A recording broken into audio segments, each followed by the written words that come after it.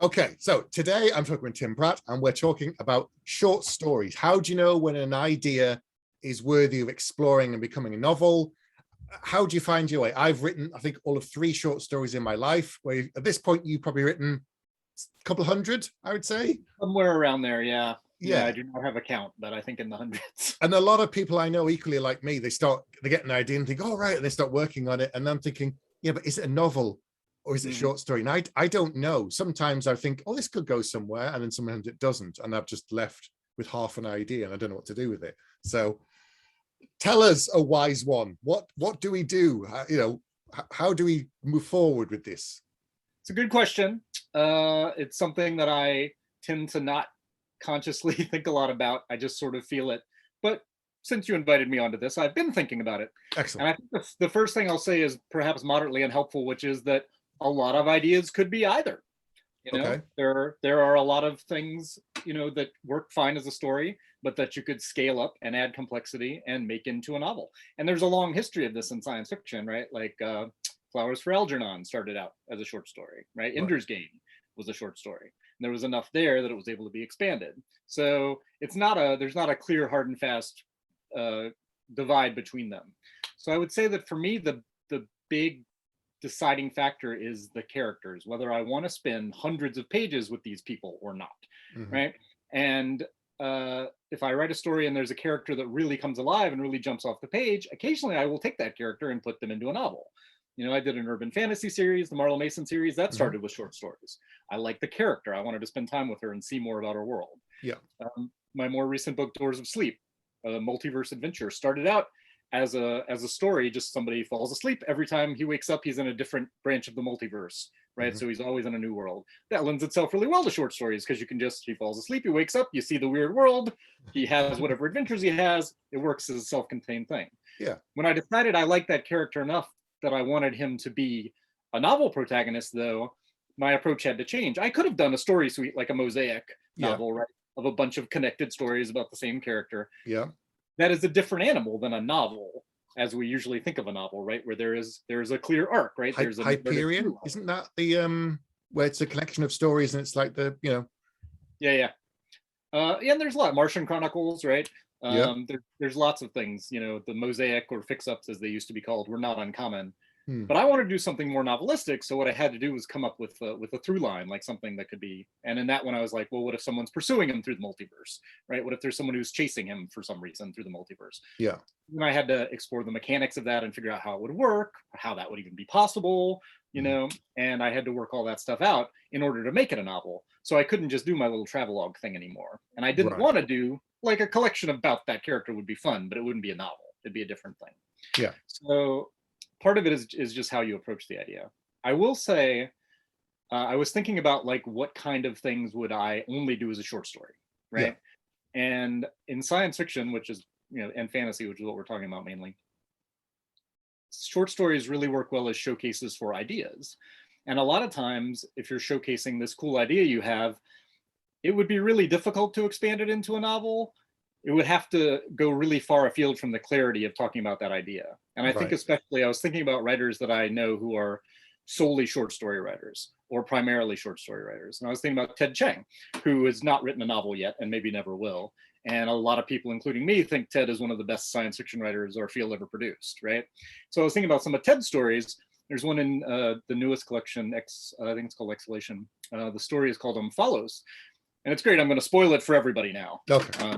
Okay, so if you don't want to be spoiled for a couple years old Ted Chiang story. It's one story. He's written many others. You can go and read other stories, right? So Follows is about some people who live, they're humans, and they know for a fact that creationism is true. There's archaeological evidence that some creator figure made them. Like they have mummies who don't have belly buttons, right? They have like the first people they know for sure. And there's tons of evidence, right? Young Earth creationism is real in their world. Okay. But there's an astronomer who discovers that they're not the center of the universe, that there's another planet that everything is orbiting around. Ah. This is a horrifying existential crisis for them because they realize that they were like a first draft, right? They were God practicing. And then he's got some other more favored creation that's really, truly the center of the world. Right. So this is just devastating for them philosophically. It's a great story. It's a great idea. It's presented really well. And I was thinking, like, how would you even make that into a novel? Like, mount a starship expedition to the other planet, be mad, conquer them, They go to war with the other planet, attack God and yell at them. There are things you could do, but then you go really far afield from like the clarity of what that story is.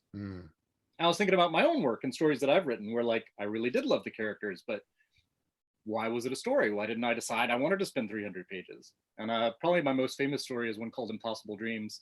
That's about somebody who's a huge film buff who finds a video store, and inside are all these movies that were never made. So there's like the Terminator starring O.J. Simpson, who was on the cast. The Magnificent Ambersons by Orson Welles, the full director's cut, right? Which the whole movie doesn't even survive, right? It got chopped up. Stanley Kubrick's AI, like he lived long enough and he actually finished AI, stuff like that. Wow. So he finds all these videos and he falls in love with the store clerk, who it turns out he's like slipping into another dimension, right? She's from a different reality, just the universe next door where all this stuff happened. And different films got made. There's different filmmakers, all that. And it's a little sweet love story, and it has some fun movie trivia and weird specious Hollywood apocrypha. That wouldn't be a novel. Like, what would I like? He moves in, like we go explore the whole other parallel universe, which my point was that it's kind of a lot like ours. It's just these little things. Movies are so complex that little things can make huge differences in like what films get made or how they turn out. Like if you look at the history of Hollywood, it's amazing that anything gets made at all. Yeah. You know, it's so complicated. Yeah. So to expand that into a novel, I wouldn't even know where to begin. And whatever I did would go so far afield from what the story was. Right. So for that kind of thing, if you have an idea where you just have a cool idea, you want to showcase the idea, and the characters you create really exist in order to showcase that idea. Right. Like it's sure they have a journey, they have an arc, like you're going to put that in, you know, it's your craft, right? And it makes it interesting, right? To see how that situation affects the people. But really science fiction fantasy, sometimes you're just showing off a cool idea you had. And you can do that and not spend 400 pages. If you're going to spend hundreds of pages, you probably need a couple other ideas. You kind of maybe stick them together, you know, or you need to like push it farther, extrapolate more, overcomplicate it, you know, add 9 extra try-fail cycles to get the plot long enough. And sometimes you read a novel and you're like, this should have been a short story. Like there's not enough there. Sometimes you read a short story and you think this should have been a flash piece, right? This could have been 500 words. So for me, what it comes down to really is the idea big enough? Is there a set of interlocking ideas that relate to each other in an interesting way? Yeah. And fundamentally, like first thing, do I love the people? Do I want to spend hundreds of pages with these people? I should say my books are quite short. I write like 85,000 word novels generally. So compared to some fantasy writers, that basically is a short story. But well, I was complaining the other day that the longest novel I've written is my new one is about 140k, and the other fantasy authors I was on the panel with, they were all like, "That's long for you." I'm like, "Yeah, why?" And they were kind of horrified. I was like, "Yeah, I think that's quite long." I have never had anything to say I couldn't say in 100,000 words. Like, just hasn't ever happened yet. And I've done series, right? But like even in each book is like a self-contained thing. Like I want it to be satisfying. Probably just a reaction to being in college and reading whatever the 7th Wheel of Time book or something, and being like, they didn't even find the thing. Like this whole book is about they're looking to try to get this object. They don't even get the object. They don't even complete the tiny intermediate task. Never. My books, they're always going to at least complete the tiny intermediate task. Well, that's the thing, because there was the rumor back in the day that when he wrote Eye of the World, the first Wheel of Time book, it was supposed to be self-contained and it was supposed to be a 1-book series. That was the kind of apocryphal stories that go around. And then they kind of said, this is working really well. And then he turned it into a series that he didn't even finish because he passed away and someone else finished it for him. But that was the rumor. And it kind of makes sense because it's the final battle. And he gets to the end and you go, hey, oh, but there's more. Is there? Yeah, you know? I don't know for sure, but it does make sense. I was actually, because of the new series, I was thinking about. Me too. I was thinking about Eye of the World because it was the first epic fantasy I read other than The Hobbit, because my mom brought it home when I was 13, 14, whatever. Yeah. And it does end with them finding this thing. They find the Eye of the World, and the idea is that this is going to reseal the prison and it's going to solve the problem. Yep. And then it's like, oh no, it didn't work. And so then you set up the try-fail cycle, right? They tried, they failed. Now they got to try 1,000 of it. Now there's a dozen evil things you have to kill. Oh, okay then. All right. And then we go on with the story. I mean, I am enjoying the show, what I've seen so far, but you know, Yeah, me too. It's different. It's not the same story. It's not the same. Any adaptation I try to take on its own terms. Yeah, I've seen some people already complaining, but I'm like, it's an adaptation. It's not a recreation. We're page for page. Anyway, You can read the books. The books are still there. yeah, this is it. No one's stealing your childhood, as some people like to say awful things about. So one of the things I was thinking about is, from what you said about short stories. So you start with one idea, and it is, do you initially have like a hook?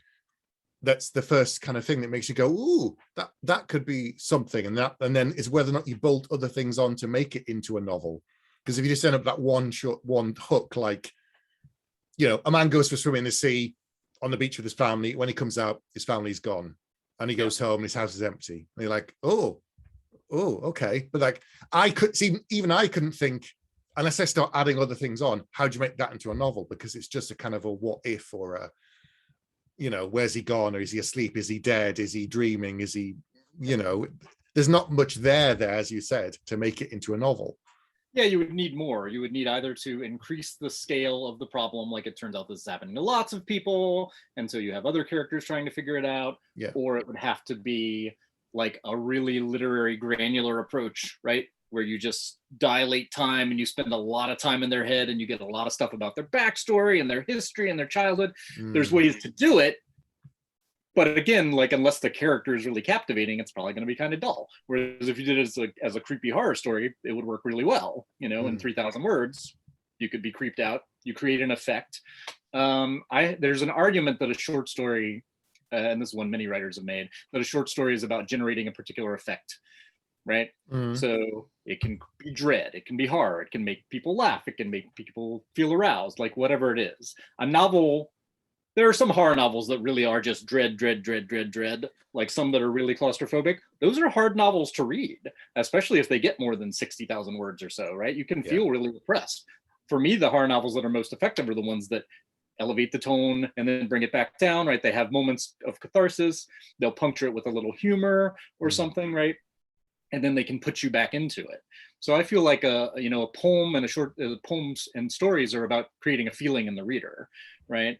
And a novel has to do more than that, right? A novel has to create a whole lot of feelings, and ideally they work together, and it moves and it works like a symphony. A story is a song, a poem is a song, and a novel is more of a concept album, I guess, or an opera. Like either it's a bunch of little parts, or it's really big, or it's a really big thing. But it's got movements and it needs to go up and down. And the short story can be just a sustained effect. Do you think short stories typically, well, from your experience, do they typically have just one point of view then, compared to multiple points of view of the novel? Yeah. You can do short stories with multiple points of view. There are some, and they're good. They tend to have fewer points of view. Most of mine have one point of view. Sometimes they have two. Sometimes you'll have a shift at the end to show something else or reveal something, because in a short story you can also have a twist and a stinger, and it's not super annoying. If you spend 400 pages and then there's like surprise shock twist at the end, it can be kind of irritating. Either it's been set up for insufficiently and it's out of left field and that's annoying, or it's been foreshadowed properly and you saw it coming and so it's not. It sort of just flops like a souffle falling instead of being that shock twist. Whereas in a story you really can like have a sudden sharp turn in a way that's really effective. So yeah, fewer viewpoint characters. There was another thing I was going to say. Yep. Short stories lend themselves more. There are experimental novels that do weird things with structure. They can be hard going, to read 400 pages of experimental prose. Whereas in a short story, you can do all kinds of weird stuff. I've written stories that had strange structural conceits or whatever. I did a short story in my Patreon not that long ago that was in the form of an annotated inventory of some personal possessions that were taken from a suspect after like this weird event happens in a town, right?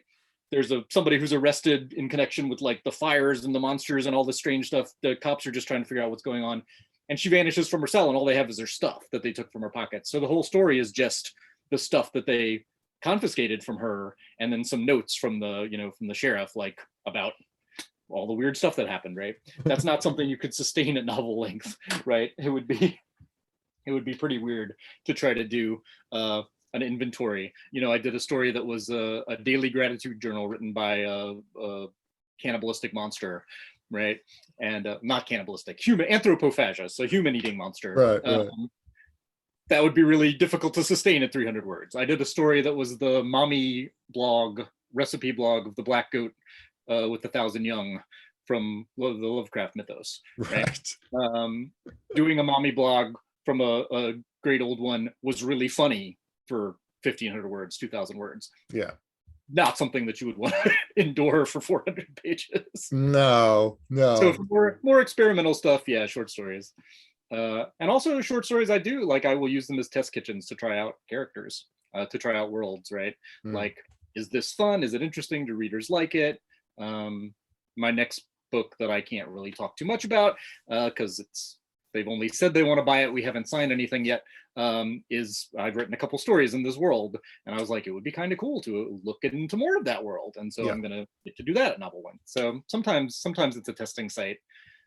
Yeah, and there are some ideas that really you can't see working as novels, but if it's a story about some people and they're doing some stuff and some weird things are happening, probably it could become a novel if you wanted it to, right? Add a subplot, add some other characters, have some viewpoints, scenes from your antagonist instead of having them just be over there as an antagonist. There's ways you can do it. What do you think some of the common mistakes are that people make when they're writing short stories? Because this is one of the things where it kind of frightens people off even trying, that they get it wrong and then they don't try it again. So one of the most common things that I see as a short story that starts way earlier than it needs to, right? A lot of writers, especially when they're starting out, or writers who are used to writing novels, will include a lot of stuff, a lot of backstory, a lot of setup and things like that. Often a short story can just start with the inciting incident, right? It can start with whatever is different about that day, right? Whatever thing is weird for that character, whatever the problem is going to be, it can be on page one, and a lot of the times that I have critiqued or edited stuff by beginning writers, one of the common things you say is just throw away the first 5 pages or throw away the first third of it. You don't need it. You can get the stuff that you're trying to set up and show about that character and their relationships and their place in the world. You can get all that in the course of just writing the story, from the way people react to them, whatever.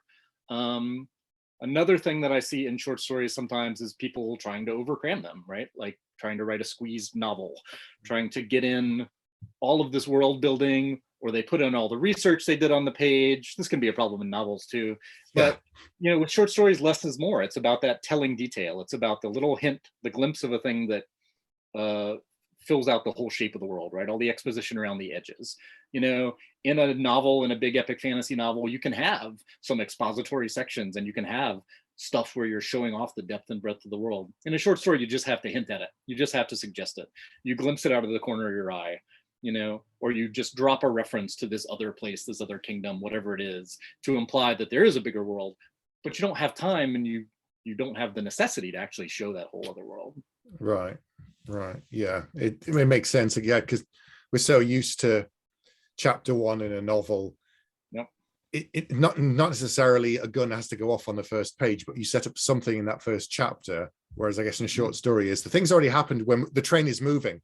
The train is moving all the time, and you've just got to get on with it. There's none of this, get a bit of backstory in the character and stuff. Yeah, it's a very different mindset.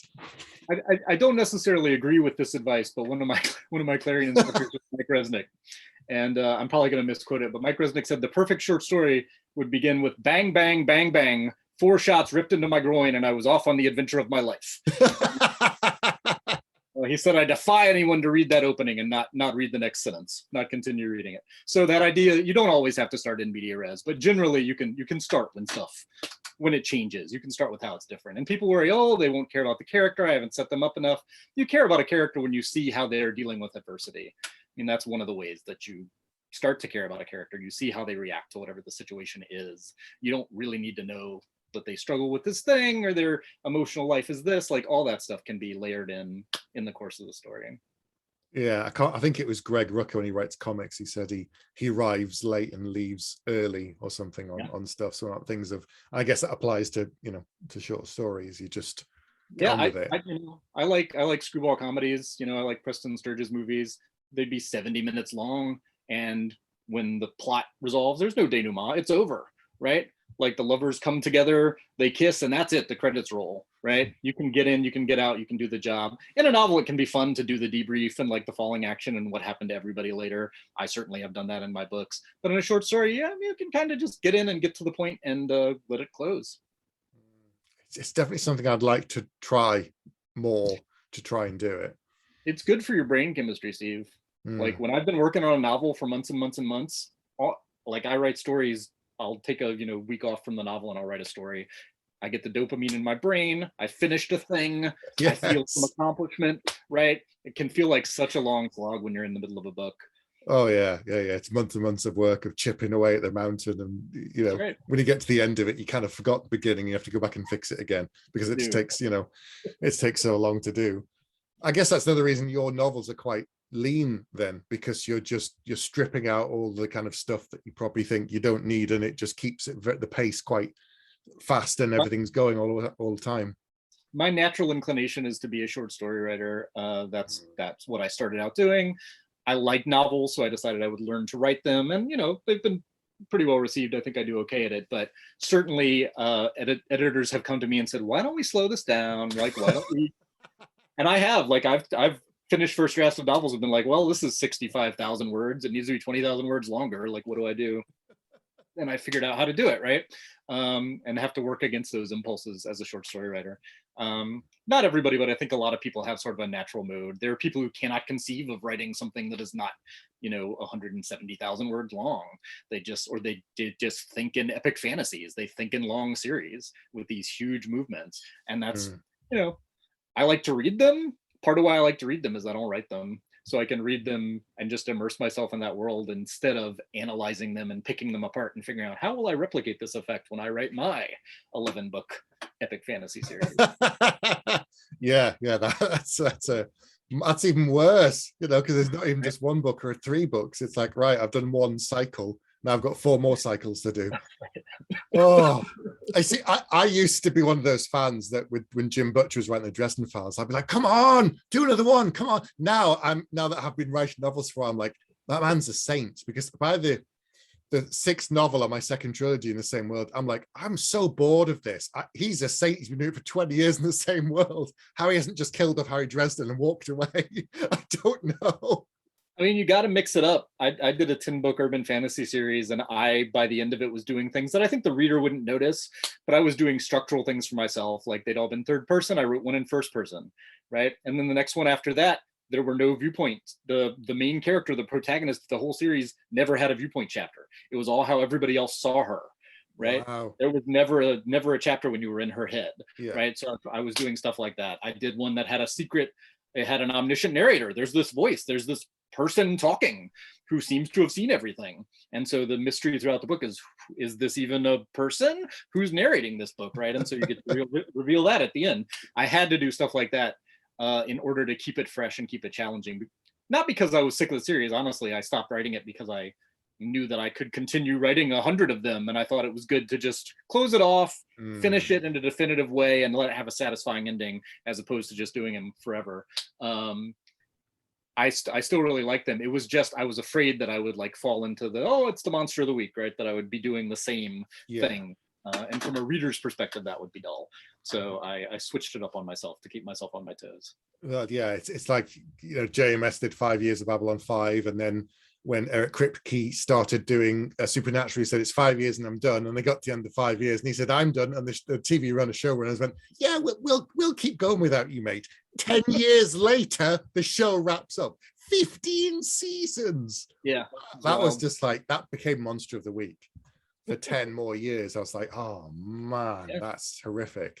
I mean, it's some fun episodes and I dipped in and out, but I just never got to the end because I thought, I can't do it. So it goes that way sometimes. There's times it's great. Like, I remember reading the Fables comic series, Bill Willingham. Yes. Yep. Which like gets to what seems like an ending, right? Like the big bad has been dealt with, the problems have been solved, and then it's like, no, we're only a third of the way through the story I have planned. And then it's all about the ramifications and the consequences of having to, and what do you do with the evil overlord when he's captured and you've got him? Like, just, and it went to all sorts of places and was a hugely satisfying series.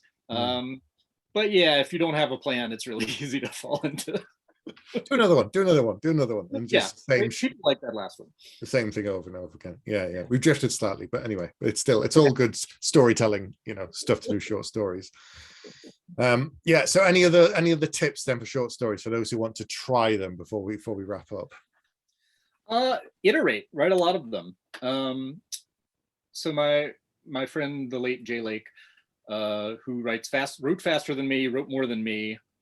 We came up together. Jay passed some years ago of cancer, but we used to talk about the approach, and Jay wrote a story a week.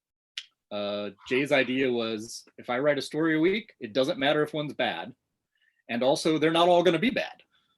Like, I defy you to write a new story every week for a year, write 52 stories or 50, you take a couple weeks off, sure. Write 50 stories and have them all be terrible.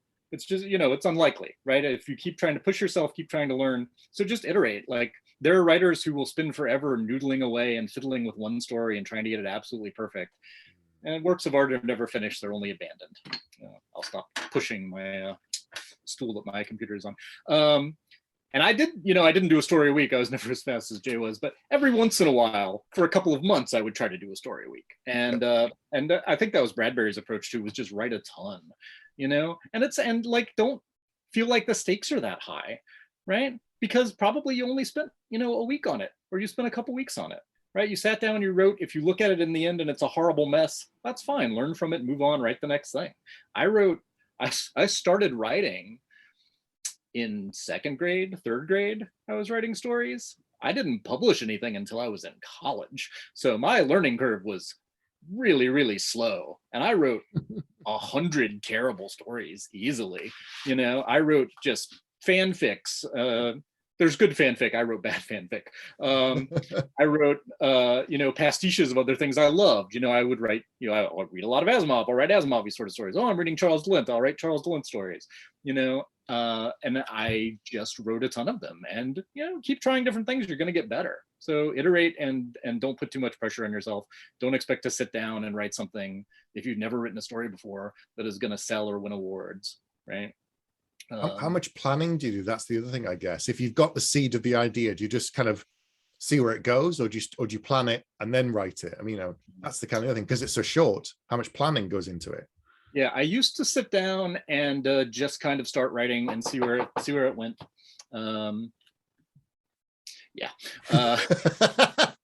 Probably just a package at my door. Okay. But I used to just sit down and start writing and see where it went. And a lot of times it would go nowhere. It would sort of fizzle out. So usually what I do now is I'll think about whatever thing is intriguing to me now. I'm working on a story now that is about occult rituals, because I've just been thinking a lot about ritual magic and how weird ritual magic is. Are there ritual magic researchers who are doing the sigils to see if it works better with goat's blood or rabbit's blood, right? Like, are there experimental focus? I just was thinking about, I've seen some good occult magic movies and read some stuff recently. So I've just been thinking about it. And I could sit down and just start writing some characters doing rituals and see what happens. I know from experience that will maybe work and maybe not work. So now mostly what I do is I'll get the idea in my head, the sort of, I want to write about this, and then I'll just take a walk, or I'll get on my stationary bike. I'm getting older. I have to move every single day so that my body doesn't collapse, right? I'll get on the stationary bike. I'll take a walk, washing dishes, anything where I'm physically occupied, but I don't have to pay attention. My mind is free. And so I just run through things and I'll try things. And often I'll be like, oh, I've got it. This is going to be amazing. And I'll think, that was my first thought, though, right? That's how anybody would have written this. Do I have a second thought? Do I have a third thought? Right? Can I write this in a way that maybe wouldn't be the most obvious way to write it? Because I always have, like anybody, it would be cool if they did a ritual and they wanted to make themselves rich and they summoned a monster. Well, yes, that's a great story. It's been written 7,000 times. Can I do something weirder, something more surprising? And I just walk around and I try things and I think it through. But often when I sit down and write, a better idea will occur to me, even while I'm writing. There's a discovery process. Okay. I will occasionally also just write my characters into a corner and force myself to figure out a way to get them out of it. That's fun too. I have a situation, because it's really tense when you're reading a story and you're like, these characters are doomed. there's no way they're going to get out of this, right? It's genuinely like you feel for them. It's a powerful feeling. It's one of the things I love as a reader. And so sometimes in order to really create that feeling, I will just write my characters into a situation that I have no idea how to get them out of. And then I think about it and I figure something out. And since, you're not doing this live without a net, you can go back and seed the things, you can set up the things, right? Well, what if they had this thing earlier, then they could work it out, right? So there are ways you can make it look like you knew it all along and you were a genius. Yeah, that sounds good. That's good. Yeah. Planned it all from the beginning that way. That's right. That was it all along. Yeah. I think it would be good for me to kind of experiment and try in between novels, or even just when I need a break. So I'm going to have to, and that's one of my New Year's resolutions. I don't really make them, but in terms of writing resolutions next year, I want to write, at least half a dozen short stories and just see what happens. And I'm probably not going to show them to anybody or they'll go anywhere, but I'm going to have a go. I mean, I tried to do a short story. I think I told you it ended up being a 40,000 word novella. So that was my short story. So I've got a novella. But by your standards, yeah, my natural length when I started out was really the novelette. Like the first stories I sold were 10, 12, 15,000 words long. And it was hard to sell those because there were only so many markets. Once I'd sold Realms of Fantasy like 5 stories, they probably wouldn't want to take any more from me for their inventory. So I taught myself to write to pare things down, to write a 5,000 word story. And I've gotten to the point now where I can kind of write and I had never written novellas before last year. I'd never written anything more than about 18,000 words. Which I guess is technically a novella, but just barely. But last year I was like, I want to learn how to do this, and I wrote like 4 or 5 of them. I took contracts to write them so that I would be forced to learn how to write them, because sometimes that's the only way I can get anything done. But yeah, it's always about expanding your skill set and figuring out different things you can do. And the sort of miniaturist skills that you will learn as a story writer, I think will also help you as a novelist. It helps you, for me anyway, with dialogue and with putting in like those little details. Like sometimes I find that I can replace paragraphs of exposition with like just a little reference, right? Just a mention. Your readers are smart, they'll put stuff together. Yeah, it's all really good advice. I'm definitely going to try it myself, and I hope that other people will go out there and try it. If you're trying to write an epic fantasy and you spend 3 years of your life and it turns out terribly, that's very sad. If you spend a week on something and you get to the end and think, well, this is horrible, it's a week and you learn something. Yeah, which you can then apply to the story you write the next week. Yeah, I think that's brilliant advice. That's brilliant. Well, anyway, thanks for coming on, Tim, and I hope people will learn from you, who've written so many short stories, and go out there and try and write some themselves. Yeah, I hope so. All right. Goodbye, everyone. Bye.